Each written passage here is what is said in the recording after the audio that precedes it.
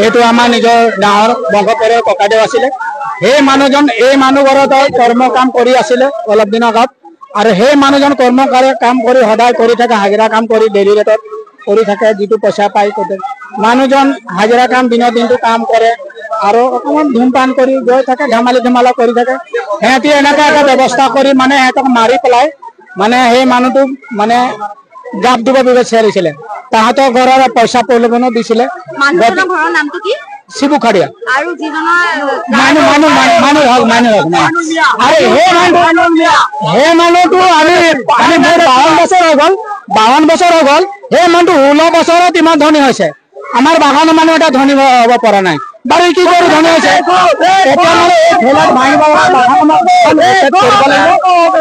খেদিব লাগিব